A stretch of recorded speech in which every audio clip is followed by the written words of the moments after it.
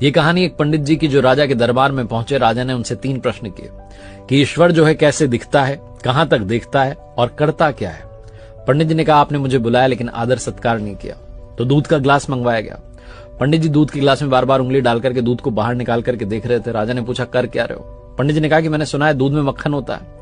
राजा ने कहा ऐसे थोड़ा ना मिलेगा, दूध से दही बनाया जाता है, दही को मथा जाता है, फिर मक्खन मिलता है। पंडित जी ने कहा ईश्वर भी ऐसे थोड़ा ना दिखेगा, आत्मा को पवित्र करना होगा नियम से, ध्यान से, अभ्यास से, तब परमात्मा दिखाई देगा। राजा बड़ा प्रसन्न हुआ जवाब से। उसने कहा दूसरे प्रश्न का जवाब दीजिए। पंडित जी ने कहा कि मोमबत्ती मंगाइए। एक मोमबत्ती मंगाई गई, उसको जलाया गया। पंडित जी ने पूछा बताइए कहां तक रोशनी जा रही है।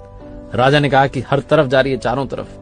पंडित जी ने कहा बस यही, परमात्मा भी चारों तरफ देखता है, हमारे हर कर्म का हिसाब उसके पास है। फिर राजा ने कहा कि तीसरे प्रश्न का जवाब दीजिए, ईश्वर करता क्या है। पंडित जी ने कहा आप गुरु बनकर के पूछ रहे हैं कि शिष्य बनकर के। राजा ने कहा शिष्य बनकर के। तो पंडित जी ने कहा कि आपका गुरु तो नीचे खड़ा हुआ है। तुरंत राजा ने पंडित जी को जाकर के सिंहासन पर बैठाया और खुद नीचे जाकर खड़ा हो गया। पंडित जी ने कहा आप बतलाने के लिए रह क्या गया है, बस यही तो ईश्वर करता है, पल में राजा को रंक और रंक को राजा बना देता है।